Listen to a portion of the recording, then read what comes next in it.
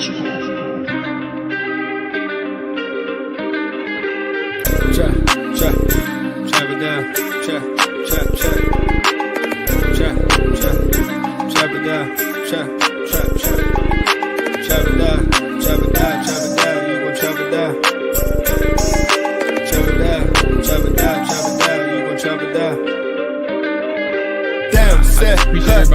him throw the ball, we gon' pick it off. You gon' let him hit the hole or you gon' cut it off. You gon' play through fourth and long or you gon' punt it off. Your defenders, heavy hitters, put your pads in. Don't be looking for the ref to throw no flags in. Keep the helmet on, keep the cleats tight. You the type to want to win by any means, right? You should look alive. This is Trap or Die. Yes, sir. Welcome back to another episode of Trap or Die Podcast. I am your host of the Trap or Die Podcast, Mual and Dre, and here with Dre. AJ's on the way.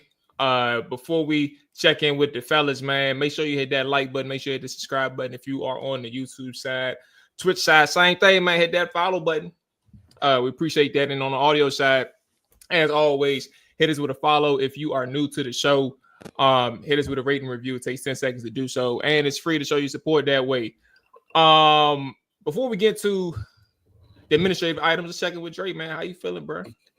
Ben's just messed my whole head up more because I haven't been keeping up with the news. I'm like, what? Sent the kicker packing. I just had to go look. And I see that boy on injured reserve. So that boy on IR, man. Appreciate everybody checking in live in the chat. Benz, Ralph, Art, Monty, Kevin, everybody that's checking in. On the show today, we got a packed show, bro. You know, Thanksgiving is in a couple days. So we figured we could go ahead and pack things up in one show, do our game preview in this show, as well as closing the book on Dallas and Washington, an ugly loss that has sent everybody in a frenzy. They don't know exactly what to feel about this team anymore. Cliff Kingsbury head coaching record getting resurfaced. I'm like, he a coordinator. What that guy do with his head coaching record?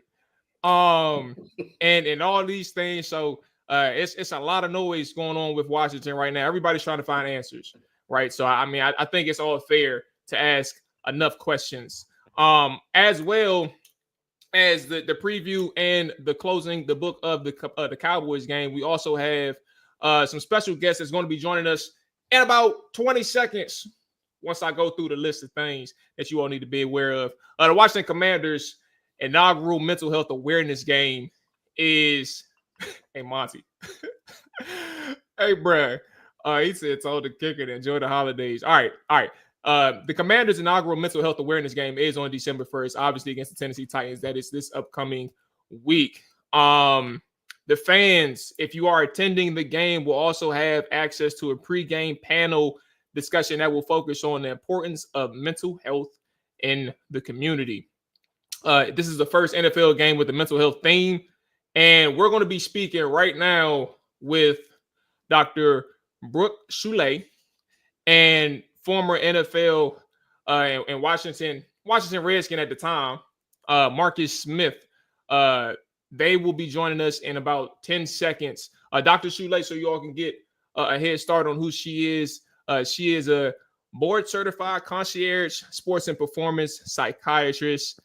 She has worked with several clients across several professional sports leagues, the NBA, NFL, WNBA, and she is a preferred provider on the NFL, MLB, and NBA's Player Association mental health registries. Boom, resumes. We got them. Let's go ahead and introduce Dr. Brook Choulet and former NFL athlete and footballer, Marcus Smith, footballer. I've never said that before in my life. But let's go ahead and bring them to the show and have them on. Marcus and Dr. Brook, I appreciate you all joining us. How are you all feeling today? Great. Thanks so much for having us. I'm excited to talk about Sunday's game. Absolutely. Yeah, same here. So I guess to start things off, one of the things that I think about when I was asked to speak with you all and just have this conversation going, what's the importance of the partnership between the Commanders and the APA that allowed you all to become part of this inaugural mental health game pregame panel. Sure. So I'll kick it off. So the American Psychiatric Association Foundation partnered with the Commanders to really have this inaugural raise awareness for mental health game. And I think that athletes, and Marcus can certainly speak to this, are using their platforms more and more to not only bring awareness, but to actually talk about actionable steps about what to do if you're struggling. And I think that's the next phase in professional sports. Is it's great to have awareness, but what can we actually do about it? Yeah, I would say, being an athlete, when we talk about mental health, is not something that we initially talk about. We play a very barbaric sport, but we're trying to get the athletes and just people in general to realize that, you could use mental health and psychiatrists and therapists as a tool to be able to help you grow in the sport and not take you away from it like it did with me. Yeah. I was just going to ask really quickly, can you talk about some of the resources you may have available with your plan in action? Yeah, so I really think it depends on the league, and different leagues have different rules and resources and amount of integration. So I think it's great that the NFL and the NFLPA have these various resources, like the Player Association side has its own registry, and you can basically find a therapist, psychologist, or psychiatrist licensed in the state that you're in to access resources as a player. And then on the league side, they have certain requirements for the number of hours that like a therapist or someone has to be on site at the practice facility. But I think the next step is for leagues to get more integration. So when I was in the NBA, I was actually traveling with the team. And I think that that's the next step, is integrating it so it's just as important as the physical strength training resources. So I was thinking of one question for both of y'all from a mental health physician side, but also from the athlete side. And, Dr. Choulet, I've seen your Instagram where you've had several interviews with some athletes, right? And you had at a recent event, you asked some questions, and one of them was to Dwight Howard. And I think the importance of like migrating or navigating hurdles of an athlete while also managing like being the human side. You specifically asked about social media in your question, but what are some of the things that from a mental health side are the biggest hurdles that you've come across for athletes as they try to balance the two? And then for you, Marcus, as the actual athlete, what is something that you've come across as you've become from college or high school, college to being a professional athlete? What is that thing that you've come across that you've been trying to balance as well? Yeah, I love Dwight's answer. He is so good. He's like, I just have a social media manager and I don't bother to look at it. And at some point, I think it's really healthy to create those boundaries so we know what is keeping us sane, which might be not getting on social media. So, before social media came about, athletes already had all the noise in their head, which is enough. In my opinion, that's more than enough.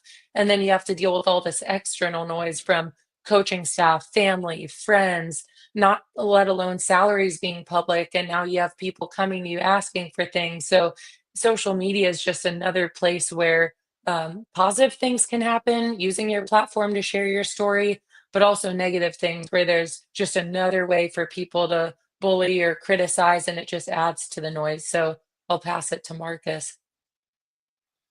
Yeah, I definitely agree with the social media as far as the noise. I kind of dealt with that coming in as a first rounder, going to the Philadelphia Eagles, not playing as well as I feel like I should. And you got to think about the players who are in the NFL. A certain percentage of them don't play long, right? And then you have another percentage of them that aren't like the stars, right? Or if you are considered to be a star, sometimes we deal with some mental stresses that she was talking about, being that top dog or that first round pick.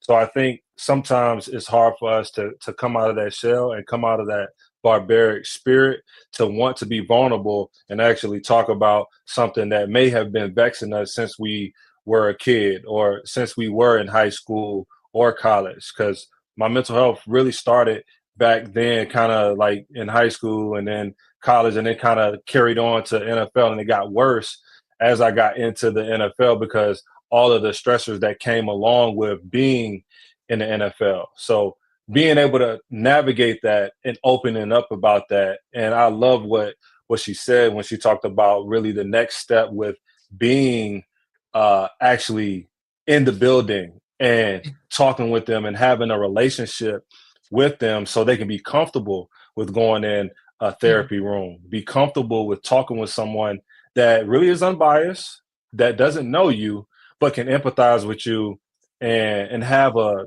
really serious conversation with you to help you grow. And it's going to help you way further past your career. So it's going to help you during your career and after. Dre, I know you dropped for a second. I don't know if you had to follow up for them.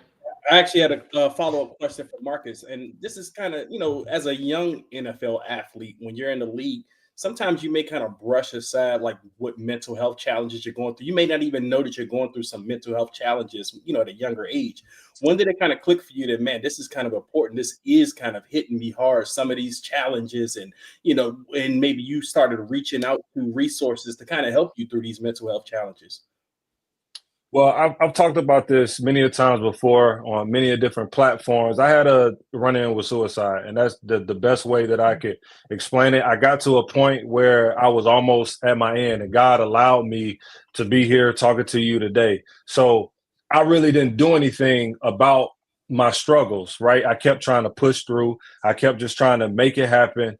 And I think that that's what kind of wear it on me as I got through the NFL. This happened when I was in Seattle. So I left the Eagles, went to Seattle, and that's actually how I ended up with the Redskins, because I actually stepped away from the game because of that to get my mental health in order, to go see a therapist that I've never seen before, that I've never did before. And, Black community, that's not something that we do, right? That's not something that I grew up with. And so that was the thing that it was able to give me life and be able to go back out there, be able to sign with the Redskins at the end of 2018 to finish the year out with them. For me, I just believe that in that moment, I really didn't understand. So I didn't know that the monkey was on my back that heavy until I got to Seattle. And stuff just travels with you. So I always say, like, if you have an issue, if you have a problem as an athlete, if there's something that you've seen as a kid or whatever it may be, those things travel with you if they go unaddressed. So that was me. And I always speak from the athlete perspective, mental health advocate perspective. And I just try to help them in that way.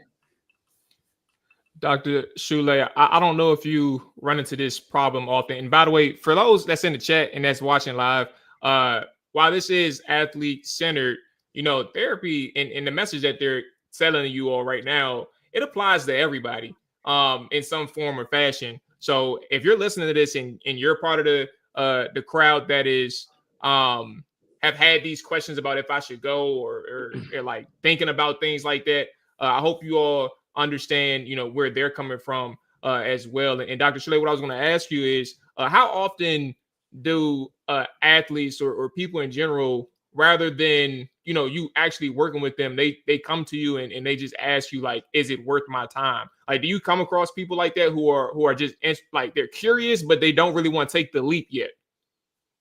I definitely come across people that are curious, but I think the people that are curious are still afraid to ask some of those questions. So I see my role as really preventative too. So let me just provide you some education about things that I could help with. Because what I figured out when I went into the NBA was people didn't really know what I could do. They just thought that something had to be really wrong in order to come see me. Like it was a punishment or it was bad news if someone was seen talking to me. So part of what I thought was my job just that first season was just having them know like who I am as a person, right? Not just a physician, but as a person and the things I could do to help them. And I think a really easy thing to kind of open the conversation is sleep. And I'm sure Marcus can appreciate this is sleep is kind of like the gateway or window into one's mental health. And so I would just kind of talk to athletes about how's your sleep, tell me about your family. even one player, got traded and their spouse was pregnant, getting her an appointment with an OB, like all the things that just are outside the box of what you would think a typical therapist or psychiatrist would do. But everyone's a human and everyone has different stressors. So if I could even alleviate 1% of someone's stressor, or just teach them 1% about what I could do or what someone in my field might be able to do, I see that as a big win. Muted, Dre. Yeah, doctor, as my co-host mentioned, mental health is important just outside of sports.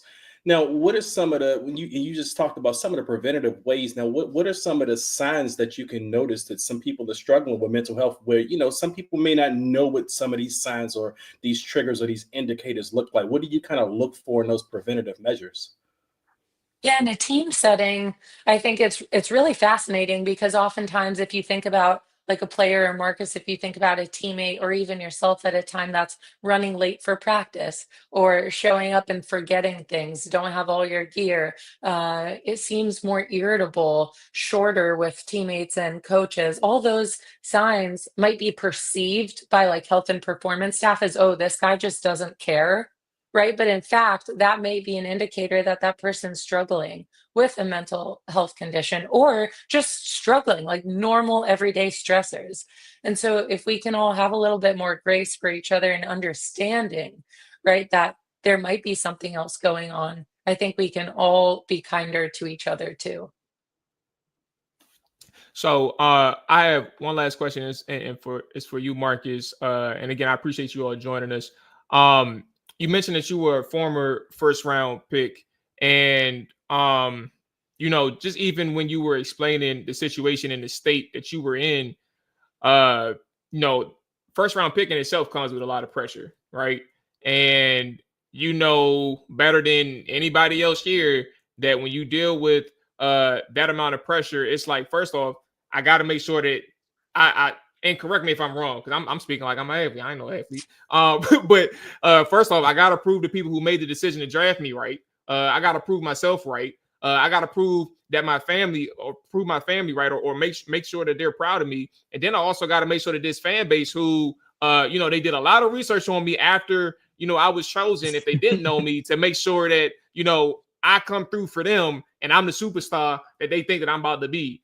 As that former first round draft pick, what from the time that you were drafted versus like the time that you actually sought mental health or help mentally, like what was that journey like, just from the aspect of being a former number one draft pick or first round man pick? It was tough, and I wouldn't say that I was ready for it.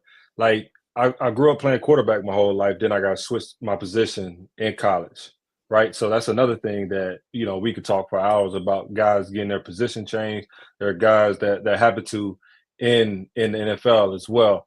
But I wasn't necessarily ready for it because I'm the first one in my family to ever make it that far, right? So there wasn't really anybody that I could go to that I could ask, like, okay, what is the NFL going to be like and what do I have to look forward to? So it's almost like, if you're the guy, right, and you're the guy for your family as well, right, it's almost like you feel a pull all the time. Like it's a pull all the time, right? And so now you're not only getting pulled by family, but you're getting pulled by the game that you love, because you're trying to make sure that you're straight, the team is straight, your family is straight, and you have all these other things weighing you down as you try to be the best football player that you can be. But what I would have done was to build a team around me that is mental health related, right? Because you have to look at it as, okay, if I have a trainer, right, I'm getting fit physically. So it's the same thing with your mental, right? You should have that. You should have a therapist or psychiatrist or whatever it may be. You should have that in your toolbox to be able to keep you afloat, to be able to keep you going. Right. And I think a lot of first rounders that I've talked to, which is commendable, I feel like a lot of them have stepped into the therapy room already. Like this, I think the generation now is a little bit more, they want therapy a little bit more because we're talking about it more, and that's what we want. And we want them to be talking about it more and them to go into the room at least. But going through that process, it was a tough period and a tough process to go through. But I'm glad it happened the way that it did. I wouldn't change a thing. I wouldn't change anything about it. But now I get to be an advocate. I get to be a person to lead the athletes to being able to get the help that they need. But also, like, mental health is cool, man. It's not – anytime you see a commercial about mental health, it's like, you know, you feel depressed or you feel anxiety. Like, when people see that, it's like, you know, that ain't me, right? But mental health doesn't have a look, right? We can all be dealing with something and you not know it. So I just come as, like, being a face and wanting to help.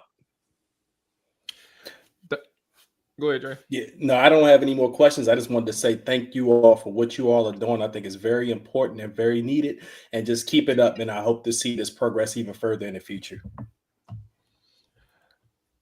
Absolutely. And the last thing I was going to mention, it was just actually give you all the floor, Dr. Choulet and Marcus, just anything that we, for people that's listening in terms of that'll be there on game day for the Commanders Titans game, what do they need to know and how to find you all?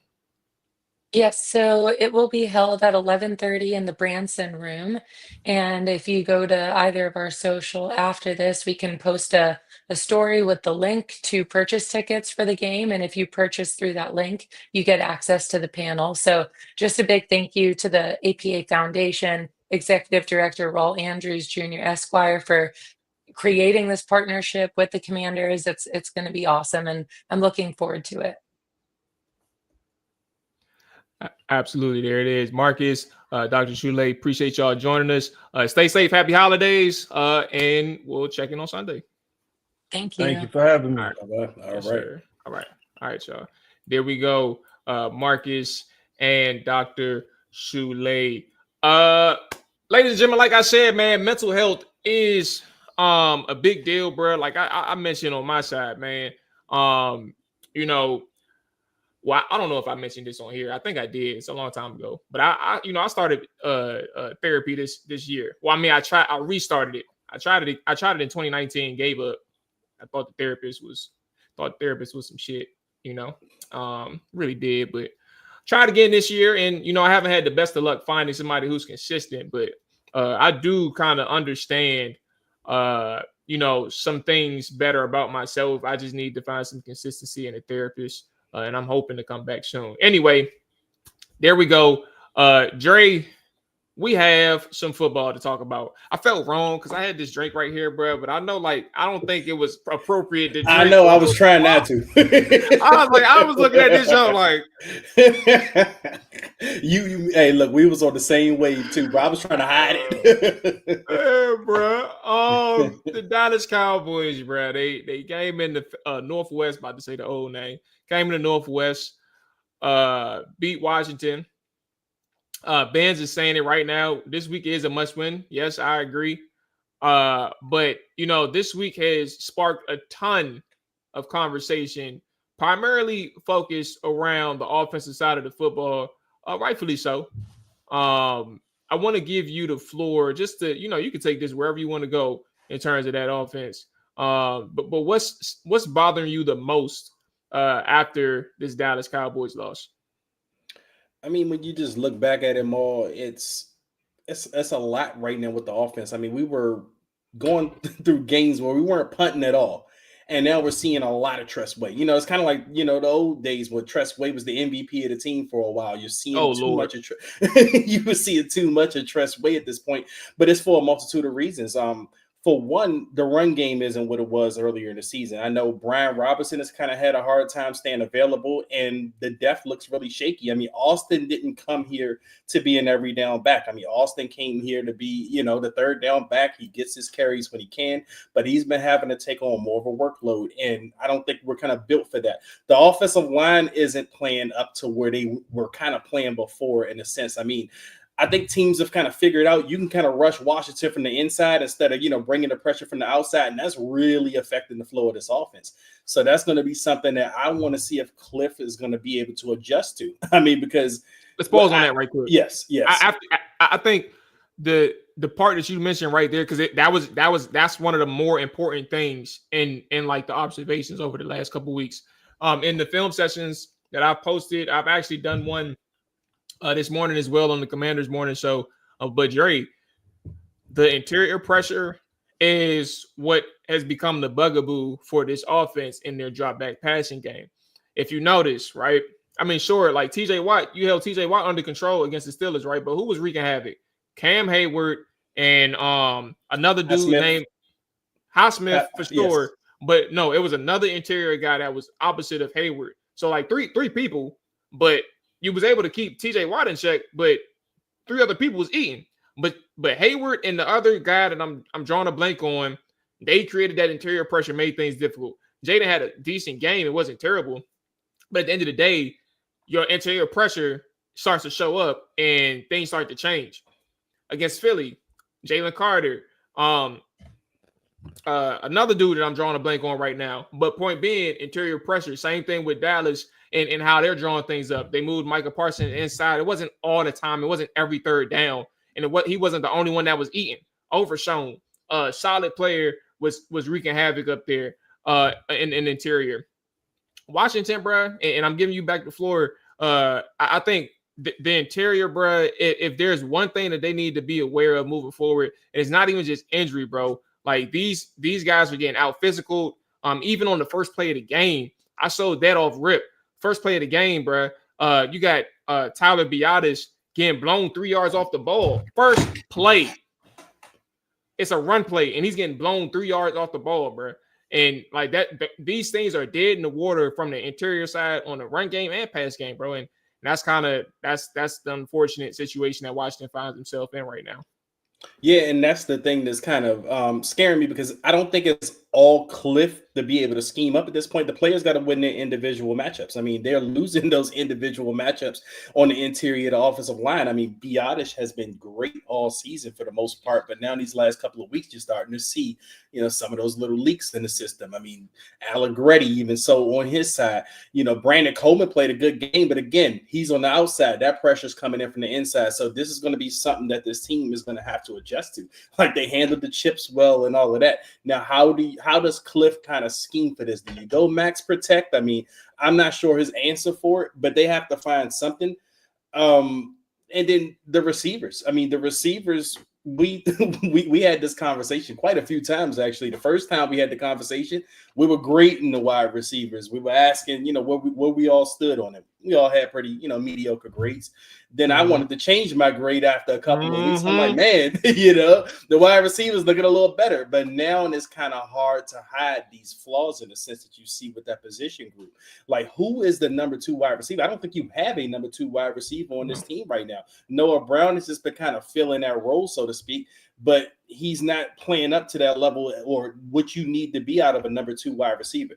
Who's the slot wide receiver? Like, who's stepping up in that slot spot? I think Zacchaeus has been kind of handling it for the most part. We want Luke McCaffrey to kind of step into that spot. But at this point in time, guys are just not making the plays that they were making earlier in the season. And you got to wonder how much of that is they got figured out. Maybe they were just playing above their abilities earlier in the season. And now you're kind of regressing to the mean. So it's a lot of different things right now. I mean, of course, we can go with Cliff Kingsbury as well. I mean, the whispers, and they're starting to get a little bit louder. The narratives that was before the season that his offenses tail off a cliff, in the second half of the season, no pun intended. But, so can Cliff kind of adjust to this, because it's seeming like a real thing at this point? The offense has kind of stagnated. Now, I don't know if what they did in the fourth quarter against Dallas from the 5-minute mark on is going to kind of build some momentum going forward, but something has to give, and everyone has to figure it out. Hey, something got to give, bro.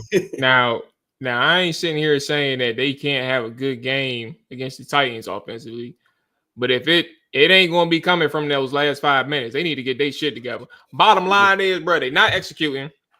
They're not blocking well consistently enough. That they're not blocking well, they're not executing. Like, it's really that simple. Of course, like, play calling comes in to some extent, but it's not an overwhelming aspect to which, like, it drowns out the player's inability to execute. Like the play calling is not terrible. The play calling is not bad. Like it's not negative. If anything, it's like a C grade or higher. If you had to put a grade on it, it's nothing bad. But the players have to do better. But I do think if there's one thing to take away from the Cliff conversation. Side note, I don't know how everybody else feels. I'm not subscribing to the notion of like not right now. Cliff is regressing in his offense. I don't subscribe to that. I don't subscribe to like there's some noticeable drop off. But I do think for two angles.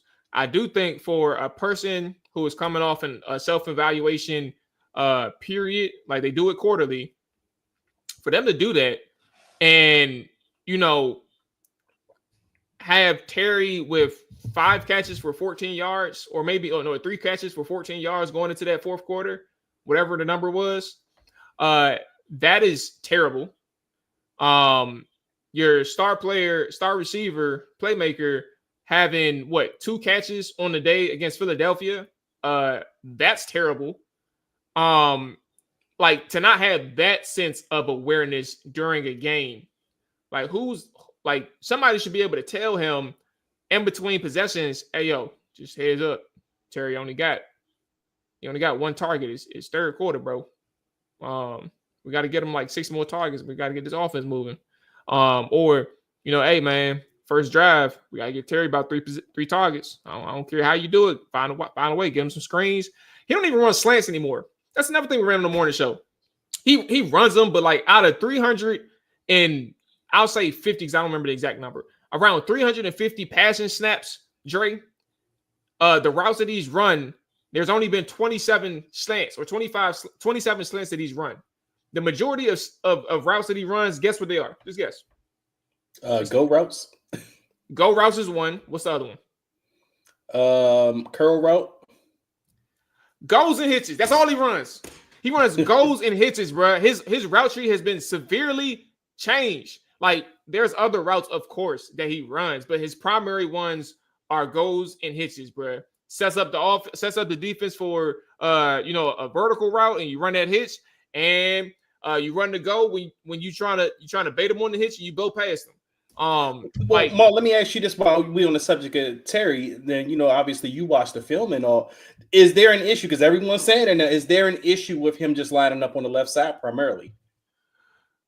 That is a question that I probably am incapable of fully answering. I think the main thing. So to answer you, like to give my opinion, there should be absolutely no reason why you can't motion him to the right side of the offense or have him switch with Noah Brown or Olamide Zaccheaus, whether if they're in the slot or anything like that, or on the right side of the offense.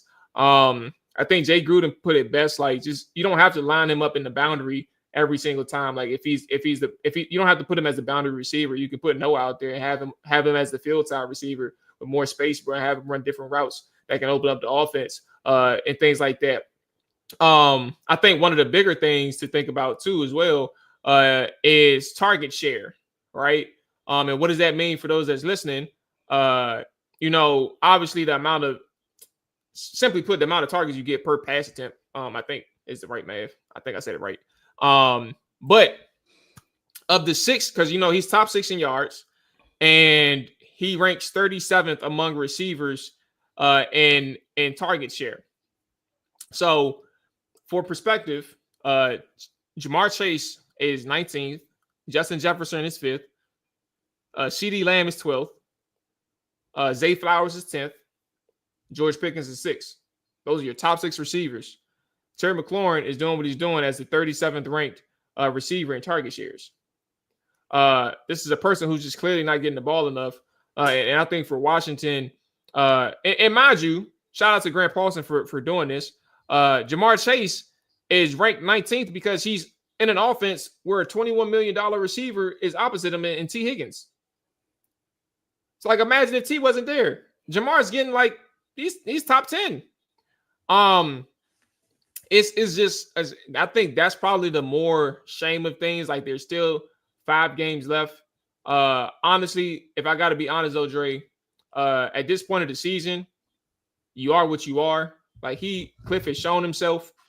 In that aspect, when I say that though, I don't want people to think like that's a negative statement. Like it really is what you are. Like we know that the offense primarily, like their identity is a running game. Like they are a run dominant team. You are what you are.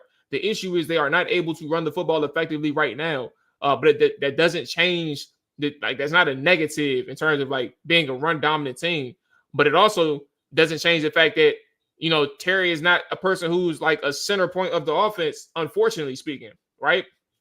And that's something where I'm like, if there's one thing that Cliff can change, could it be on the right side of the offense? Sure, but I think the overall thing is you got to find a way to get him on some different route combinations as opposed to just curls and hitches. I mean, hitches and goes. That makes sense. Right. But that's crazy to me because I didn't even know about the target share numbers. Like you said, it doesn't make sense to me because the guys you named, they all make sense for where they rank at, especially with, Jamar Chase having T. Higgins. But we don't have anybody resembling a T. Higgins or we probably don't even have a receiver group kind of reminiscent to any of these other top receivers where they rank in the target share. So, I mean, to me, it leaves me to wonder, is this a system thing with Cliff? I get we're run dominant and all of that, but as far as the target shares goes, there really isn't anyone on the Commanders pass catcher group that should be kind of taken away from Terry's target share. Like Terry's target share has to go up. It's significantly, really, because Terry should probably be somewhere in the top 15. Really, he should be somewhere close to that than 37. Because you got to think, you got 32 starting boundary receivers in the NFL. And Terry's ranking outside of that as far as target shares. So I definitely think that can help this offense tremendously because we are lacking playmakers at this point. And Terry's the only thing really close that you have to a playmaker or a really good playmaker in a sense. And you got to get the guy the ball because right now, like I said, running back room looks suspect. We already know what the wide receiver group outside of Terry looks like. Tight end room doesn't even look that great either. I mean, Ertz is, he's doing what he can, but you want to see Terry kind of, even if it goes against what kind of Cliff preaches and everything, but you want to see Cliff kind of at least say, hey, this year we have what we have. I want to force feed Terry in a sense. I mean, not to the point that it's a detriment to the team, but more so a point where we're not going into the fourth quarter, but this guy only has 2 or 3 looks or 2 or 3 targets or 14 yards or something. So that's something that I do believe. It's not even just on Cliff. It's on Jaden as well. Like, I mean, Jaden is the quarterback. Jaden has the ball in his hands. That's like somehow, yeah, I mean, Jaden has to also kind of get in sync with Terry as well. I mean, to me, and Maul, you actually mentioned this in our group chat text, that he is really messing with Noah Brown. Like Noah Brown is like a guy he's really comfortable going towards, but Noah Brown wasn't really rewarding him in his past game. He had a couple that just went right through his chest or right off his helmet. So, that type of stuff doesn't usually happen to Terry. So hopefully going forward, like I said, it's on Cliff. It's also on Jaden as well to kind of get your best playmaker involved in this offense. So targets over the last 4 weeks, Noah Brown, 27, Zach Ertz, 24, Austin Eckler, 18, Terry McLaurin, he ranks 4th with 17. So he's 4th over the last 4 weeks in targets at 17. Let's go ahead and get into our sponsor. We'll come back, talk about injuries, some coaching quotes, coaches' quotes, and preview that Tennessee Titans game. Appreciate everybody checking in as always too. But let me first talk to you all about Underdog Fantasy. It's the best place to pay champions, man. So sign up and deposit now using promo code TRAPORDIVE to get up to $1,000 in bonus cash instantly. This season, Underdog is going to be running a special promo or bonus almost every single day, like Profit Boost, where you can pump up your winnings in just a tap when you apply the boost to eligible entries. Discounts. You'll get adjusted projections on certain player stats to give you a better shot at the big dub, and free picks, where you just have to select a player that'll get higher than 0.5 on a certain stat line, like Christian Rodriguez, who may be slated to play against the Tennessee Titans. He gonna get a yard. Hit that 0.5 on C-Rod, bro, and get that easy dub. on the free pick, man. Plus, all new users get a free pick. I tell y'all about the red zone rush all the time. I also like the air raid. I think that's the air raid rush, right? I like that one. I came 2 legs short this weekend, and what hurts the most is that I had Rome Odunze and Tyreek Hill, right? Tyreek was, so you had to get over 49 and a half yards. Tyreek Hill was at 48. Rome Odunze had to get 49 and a half yards. He was at 39. But they had 2 receivers on the Chicago Bears who went over 70. I missed out. And Jalen Waddle hit over 100. That hurts the most. It would have hit 5. It would have been 5 picks in a row that I had right on my champions picks. But anyway, like I said, download the app today and use promo code TrapperDive to get up $1,000 in bonus cash instantly. Again, that is promo code TrapperDive to get up to $1,000 in bonus cash instantly. As always, you must be 18 or older, 19 or older in Alabama and Nebraska, 19 plus in Colorado for some games, 21 plus in Massachusetts and Arizona, and present in the state where Underdog Fantasy operates. Terms apply. Void in Colorado. If you're concerned with your play, call 1-800-GAMBLER or visit www.ncpgambling.org. Arizona, call 1-800-NEXT-STEP or 1-800-639-8783 or text NEXT STEP to 53342. If you're in New York, call the 24/7 Hope line at 1-877-8-HOPE-NY or text HOPE-NY to 467-369. All right. So we have some news on a couple of players. Chris Rodriguez signed back to the active roster. Austin Seibert. That was so crazy. He went to IR. But it's so crazy for some of the obvious reasons. If he was healthy, bro, like what was the motivation behind playing him against the Dallas Cowboys? Like that's just what I want to know, because there shouldn't be any unless he re-aggravated the injury to the point where he's just unplayable now. But I just don't understand, if he was ever healthy or fully healthy, why even, or if he wasn't, why even put him out there against the Dallas Cowboys? What would be the point? Yeah, there is a theory though. Somebody said that they thought that the staff thought that Washington was going to wax the Cowboys, so they didn't have to put him in too much stress situations. Look, Maul, honestly, bro, and I've been thinking about this too, because it's been pissing me off. You know, I don't know why my tweet went viral about Seibert. Oh, I seen that. That shit went viral. I mean, a lot of people agree, but you had a couple of people up there telling me I was crazy and, you know, I'm disloyal, this, that, and the third, whatever they wanted to call me, that was fine. But my thing was, and I went back to last Thursday, and I think we may have even had a brief conversation about this on Thursday, because we were when we go over the injury report and all of that, Dan Quinn at that point in time hadn't announced that Seibert would be playing or not. Like, I think Dan in his presser said, we'll check out Friday tomorrow to see if he'll play.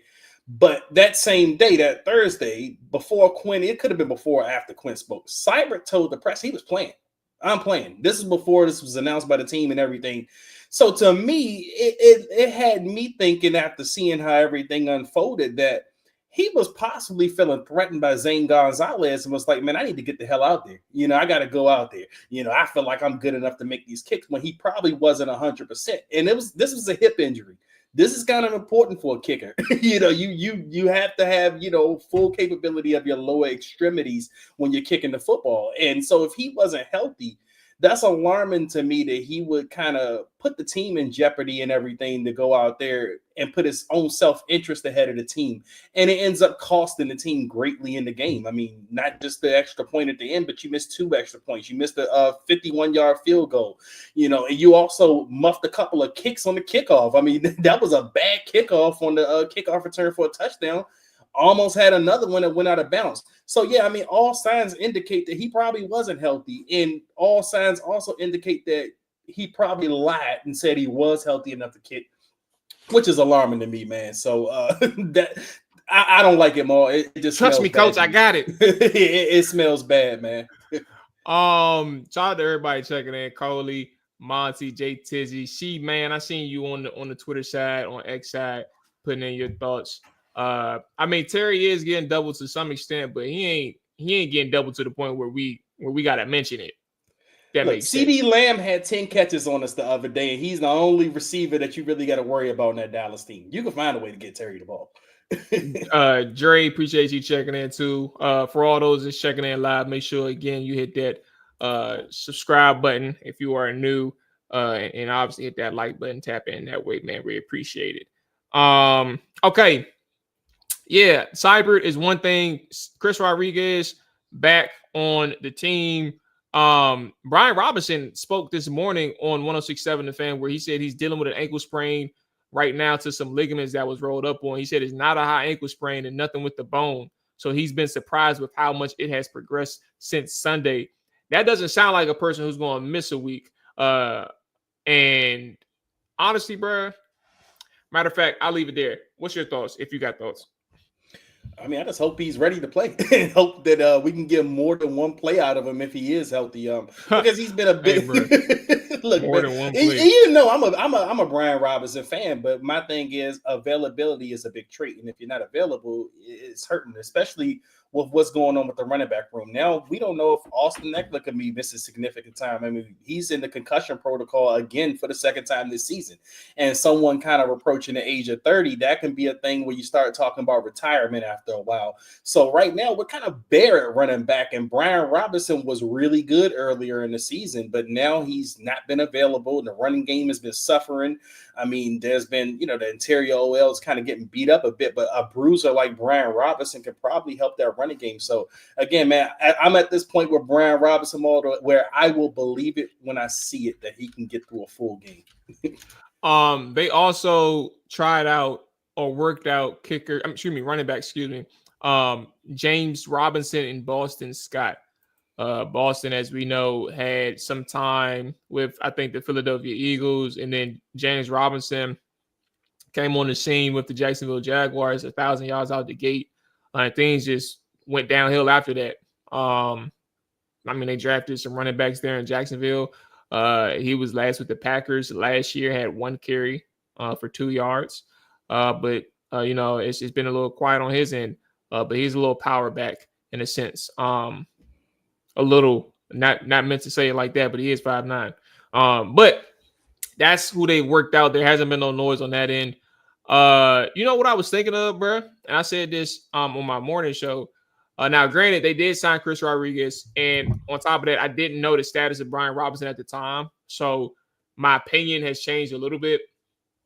But I was like, this probably would have been an opportunity for them to elevate. And actually, now that I think about it, still might be. If Austin Eckler's out, why wouldn't Kaz Allen be an alternative as a kick returner?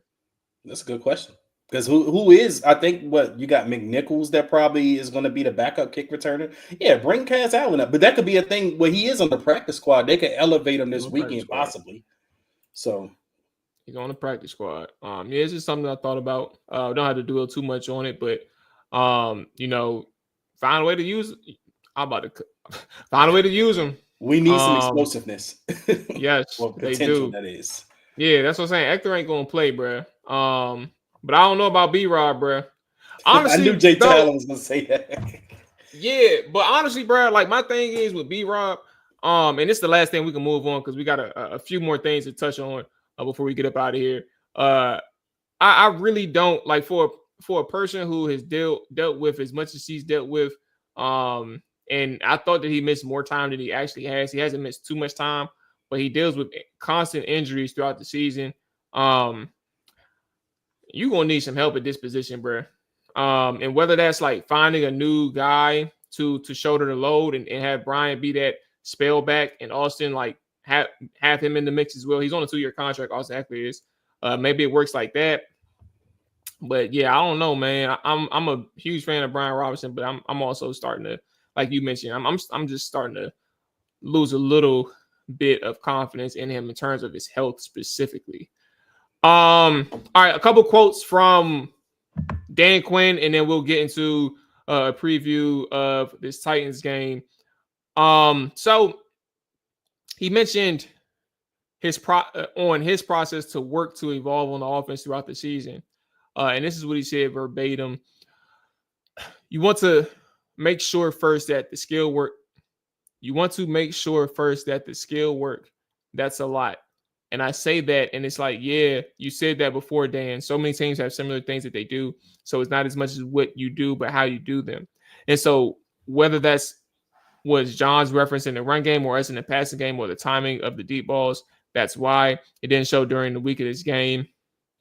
We were pleased to get back some full speed practicing to get our reps together. And so my role is in making sure that the execution is really hitting the strides, because you may have some plays that you're going to work up for a certain team or a certain concept that you've seen that you've been waiting on. It may not be ready yet, and you keep working it to go. Yo, I swear to goodness, bro. I hate the person who transcribes for this team, bro. Whoever he is or she is, bro. I hate you, bro. I hate you. But at the end of it, it's really about execution. And those are the things that the full speed practice reps really helps you. You don't reinvent what you do, is doing what you have better. Whatever, bro.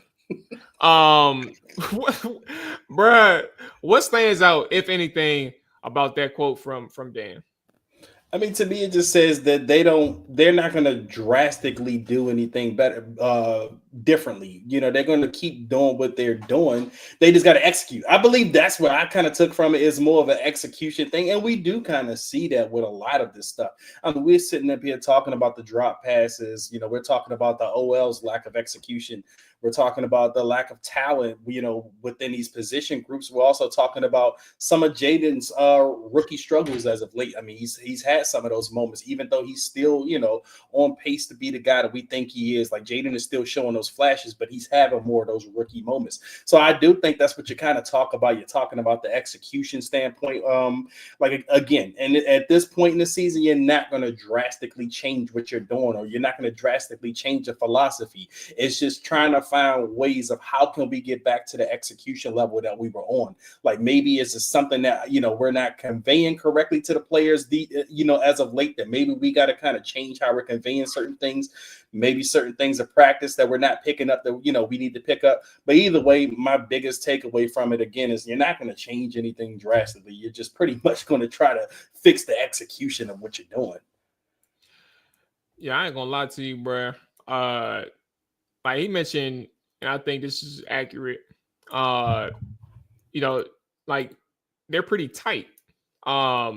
It's like, and what I mean by tight, I mean from the sense of, like, they're not playing loose. He mentioned this. I don't know if it was in yesterday's presser or immediate or on, what's today? Tuesday, or on Sunday evening. But, like, they're not playing loose. They're tense. And, like, I feel like they're waiting for something to happen as opposed to being on the aggressive side or their aggressor side and actually taking things into their own hands like they used to early in the season or just even a few weeks ago. And offensively, bro, the evolution is one thing, and I'll leave that up to the coordinator and the coach, right? But I don't want to pin them, because I did this with Ron a lot. And even, well, I mean, I started with Ron, but I did this with Ron a lot, bro, because I'm a person, like, off principle or generally speaking, like, I go by your word, bro. And, like, it doesn't matter who you are. And, like, your word means a lot to me. So if you fuck up on your word, or if your word amounts to nothing as time moves on and I have time to evaluate that is what stands out the most. And obviously, in the inverse, if it does come to fruition and you do stand on your word, the more respect and the more trust I gain or have for you.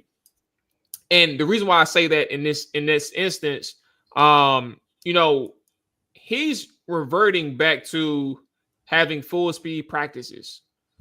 He's reverting back to, like, that's the reason why you need to have these full speed practice reps. You need to practice more, and we're getting back to that. I understand that, but you can't, like, you said that before you played Dallas. You ain't look good against Dallas. And you can't keep coming back to that same well and hoping that things work out in the same fashion and just pinpointing it to practice. I don't think that you're wrong about practicing. Like, of course, it's going to help you get better. But even the 2-14 and 2-15 teams practice, they fucking lose. So I just think like the message that you give to the media and to the public is going to be important moving forward. But it's also going to be different from the. For example, put it this way, and it's the last thing. I know I'm rapping a little bit. Joe Witt Jr. early on when he talked about communication issues defensively, he had proactive steps in practice on making things better on that side of the football. He would force them to communicate by calling or making situations or calling something, and he would stand on top of the hill. And he said they will run. Like, if he can't hear you from there, then that's a problem. Like, and obviously there was different methods, but that was one method that he gave to the public and to the media about how he would get better or force his team to communicate and be audibly loud on the field so everybody can hear the call and hear things that are changing. And that's why I'm like, all right, it shows itself. Like, you don't have too many big plays given up in the secondary anymore. Like, outside of those early plays in the season, that doesn't happen that much. You had some like here and there, like specifically against Dallas, right? But the other ones are like one-on-ones where players, Ben St. Juste, ain't winning, bro. And that's probably that's more part of the problem than anything else. That's what I'm getting at with Dan. Stop telling me about full speed practice reps. Because if y'all keep losing or if that offense keep looking like some shit, I'm gonna have a problem with you. And I don't want to have a problem with you. I want things to be copacetic. God, that's my God's honest opinion.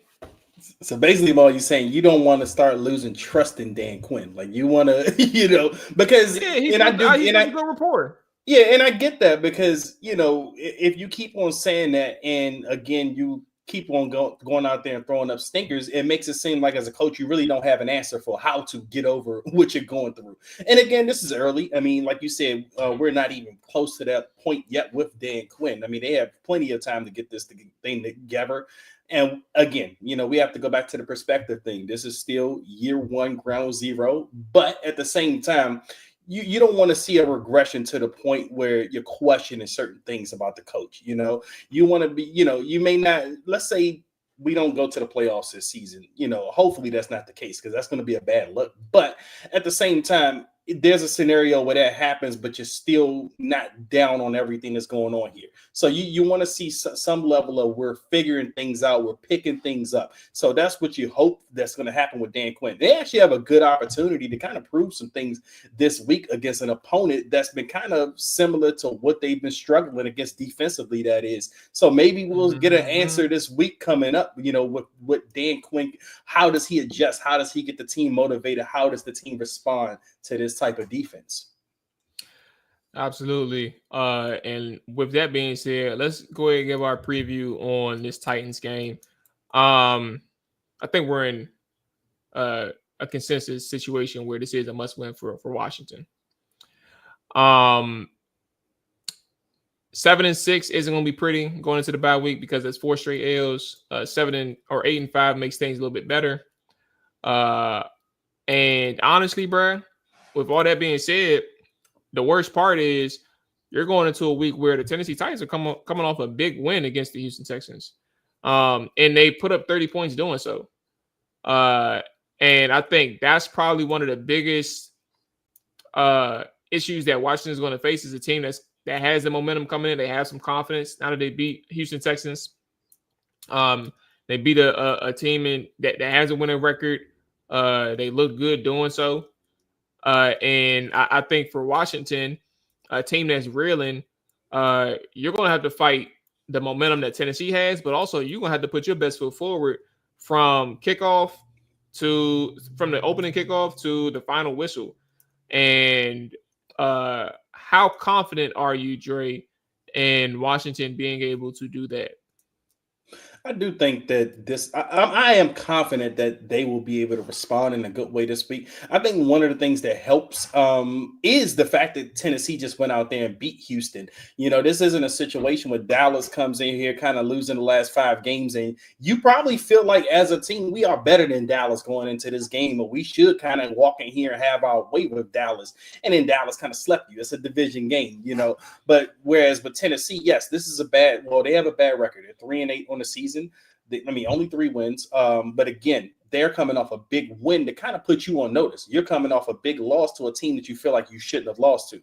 So you should come into this game with every ounce of we are hungry. There's no situation. You shouldn't even feel like you're better than Tennessee coming into this game, honestly. Like at this point, after losing to Dallas, you feel like you can lose to anyone. So when I come out quarter 1, I better be on my P's and Q's starting off this game. Like there's no waiting until the fourth quarter to play. So as a fan, what gives me confidence, I am happy again that Tennessee won that game because, like I said, I feel like this should put Washington on alert early, and I do think that they will respond early. I feel like the noise is here. They're on a 3-game losing streak. Everyone in that locker room should be hungry at this point. The coaching staff should be hungry. There should be a sense of urgency. I didn't feel like that sense of urgency was there against the Cowboys until the fourth quarter, obviously. But again, when I seen them go trot out Austin Seibert on that 51-yard field goal, when you're up 3-0 and it's only 4th and 2 and you are on the good side of your territory, I felt like Washington was playing it too conservative. That's something they weren't doing earlier in the season. They weren't playing those things conservative. They were confident. And you kind of alluded to this earlier, Mo, with the thinking thing, the looseness.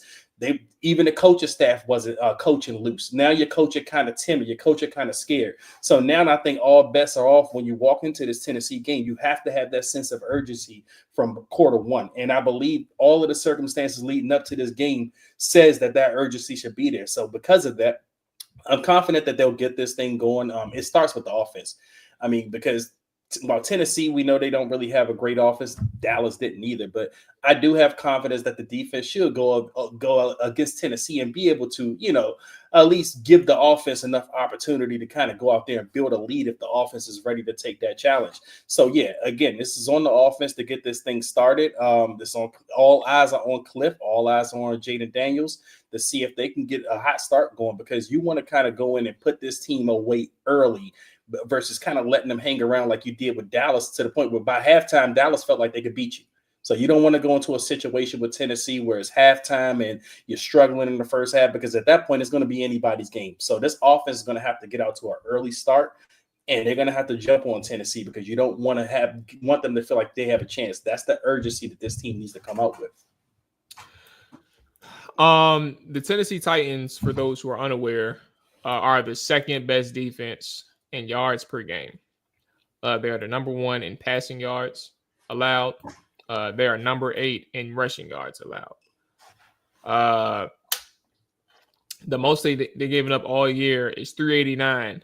That was against the Buffalo Bills, where they got blown out 34-10. Even in the game in which they lost to the Detroit Lions, 52-14. 52-14, they only gave up 225 yards. So that shows you how the game went against Detroit. They did whatever they wanted. They just didn't really do too much on offense. Their last 5 games, they've given up 225, 295, 309, 318, 260. I say all that to say, 2 weeks ago, I keep saying 2 weeks, the short week, in between Pittsburgh and Philly, my biggest thing is you have a chance to redeem yourself against a Tennessee Titans team who record-wise isn't good. So you have a chance to stay in it defensively. But you're going up against a Tennessee Titans defense who's going to show or give you an opportunity to prove just how good you are on the offensive side of the football, because they're going to punch you in your mouth. And I think that if you're up for the challenge, this shouldn't be a daunting task, but you cannot get overwhelmed by that defense. If you get overwhelmed by that defense, it's going to show really early in the game, just like some of the instances that they did against the Dallas Cowboys. And I think for Washington, that can't happen. Offensively, though, if there's one thing that I think about is like the Tennessee Titans, they are the 12th best rushing offense, just from a yards per game basis. And what that means for Washington, obviously, while I think that their run game or run defense has improved defensively, they'll have their moments where if you're just on the same page from running back to O-line, Rico Dowdle can get you 80. And they can gas you here and there in spurts. So I think that's one thing where I'm like, defensively, you got to find a way to take control of the line of scrimmage and don't allow Tony Pollard and my guy Tajay Spears. I really like him. You can't allow these guys to tee off on you, bro. Yeah, and Maul, but what I'm worried about more so with Tennessee is where they can bring the pressure from. I mean, you got Tavondre Sweat in the middle. I mean, that guy's a beast. Another interior problem. Yes, that's the whole thing. Then you have Jeffrey Simmons as well. Jeffrey Simmons is a hell of a player. They also got pass rushers. You got Arden Key. You got Harold Landry. So, I mean, they can bring pressure from all over. And that's why I say this game is going to be interesting, because the biggest problems we've been facing recently is that interior pressure. Now, you have another team that's coming in here that can do literally the same thing that you've been having the biggest issues with your team for the past couple of weeks. So we're going to see pretty early on in this game, do they have an answer for these type of teams? Because now teams kind of had a blueprint. This has been the blueprint for the last couple of weeks. Beat Washington up in the middle, and whether that be in pass pro or whether it be in the run game, you beat those guys up in the middle. So what do you have to counter that this week? I mean, we've been seeing it the last couple of weeks. So now this got to be the focus and practice this week. But again, that's my biggest concern with Tennessee is that interior, man. All right, so let me see. It's Tuesday, bro, so it's gonna be hard. I'm not even gonna try it. I was gonna try and get the props going, but let's go ahead and do. Matter of fact, I guess I'll shoot out like 3 questions. Will there be multiple turnovers from the Commanders' offense against the Tennessee Titans? Yes, I do think so. Yes, I say 2. Okay, 2. I'm gonna say no. I think they still have a way of protecting the football, and I'm gonna say that they don't commit 2 turnovers against the Tennessee Titans. Now, again, we mentioned that they give up a lot of points, but not a lot of yards. Does Washington get in the end zone at least 3 times? And I think that's fair enough given the state of affairs these last couple of weeks. Do they get in the end zone at least 3 times against Tennessee Titans? I'm gonna say yes, because one of those is gonna be a defensive score. Man, try to take a cheat code, bro. Levis gonna give it up, bro. He gonna give it up. Okay. All right. So Monty, no turnovers. Jay Tizzy, no turnovers. Monty says yes, at least 3 scores against Tennessee. Okay, let's go to the defense side of football. Will there be multiple 25+ yard plays allowed by this defense against Tennessee? No. Okay. It's crazy how I'm spitting these off the dome, bro. I'm gonna say no. I'm sorry. Yeah, I'm gonna say no. I just want to make sure I thought that through. I don't think there's gonna be multiple 25+. May get one with like Calvin really on the usual suspect that will not get named, although we know who we're talking about, but I don't think it's going to be a lot. You'll probably get a few explosives like somewhere under 25, but I don't think you're going to get multiple big gains like that. All right, am I missing one? Do you got one? We can do one more before we get to our predictions. All right, I got one. Will Jaden have multiple passing touchdowns in this game? And that's a really good one, bro, because they again, they don't give up a lot. Yeah, that's what I say.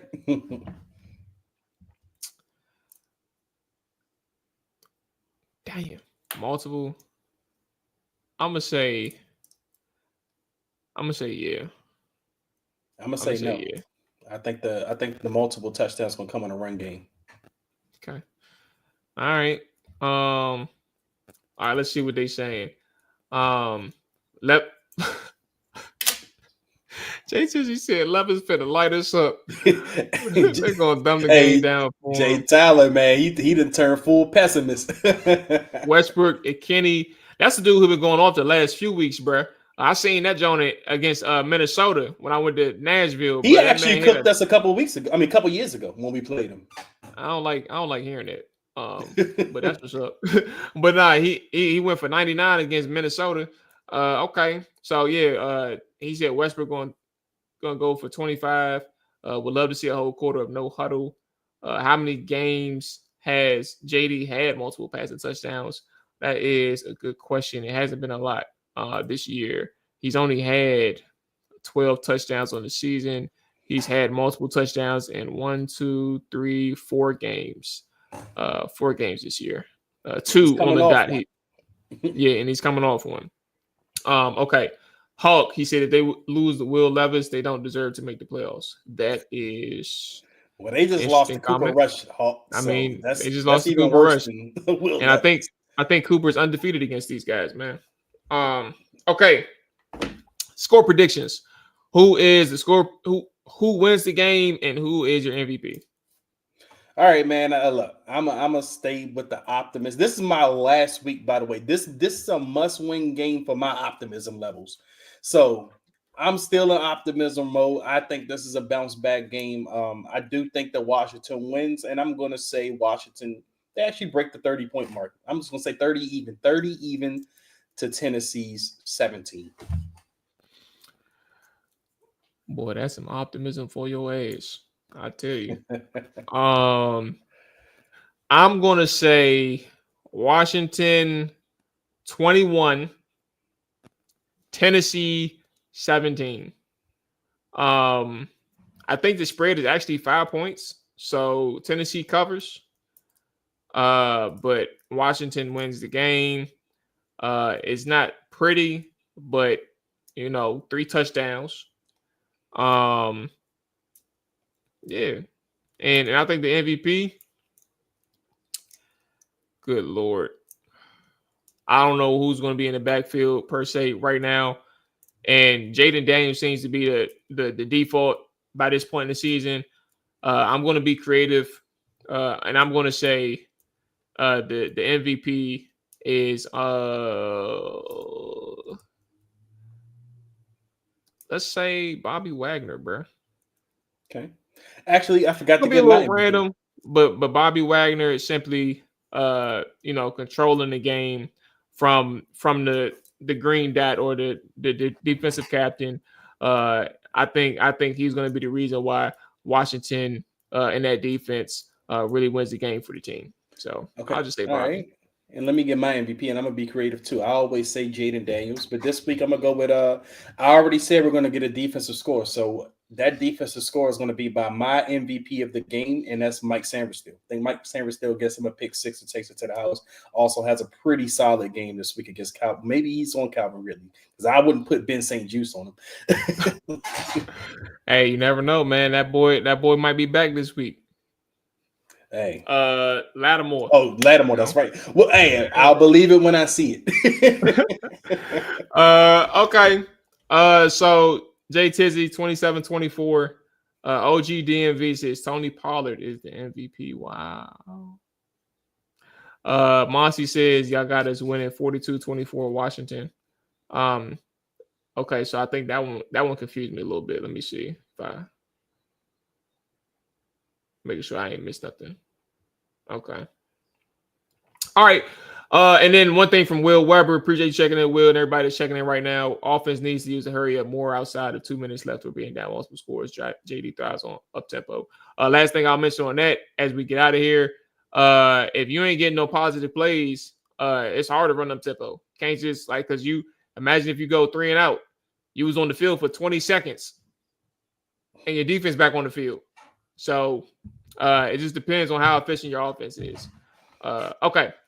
That's going to wrap it up for us. Hey, enjoy the holidays. Yes, sir. Enjoy Thanksgiving. Dre, man, I know what this means for us getting drunk. I'm going to the liquor store. I got to go in the office tomorrow, so I'm going to the liquor store right after work tomorrow. Have myself a good time. And we will be back. We will be back on game day. All 32 will be on tomorrow or Thursday morning. I can't think of the scheduling right now. And I'll be back for the Commanders Morning Show on Friday. So y'all take it easy. Enjoy your evening. Enjoy the holiday. Enjoy the 3 games. Pecan pie is terrible, bro. Don't do that. We're the sweet potato pie. I don't like how you just did that, bro. We about to get out of here, and you about to. I don't like that. sweet potato pie, apple pie, banana pudding. We out here.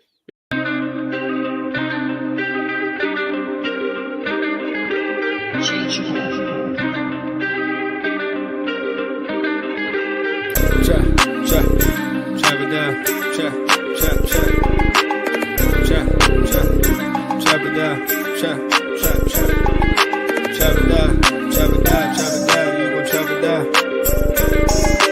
Chop it down, you gon' chop it down.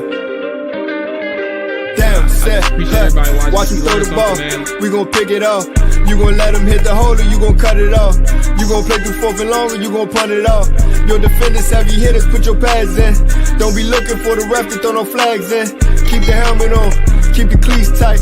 You the type to want to win by any means, right? You should look alive, this is Trap or Die.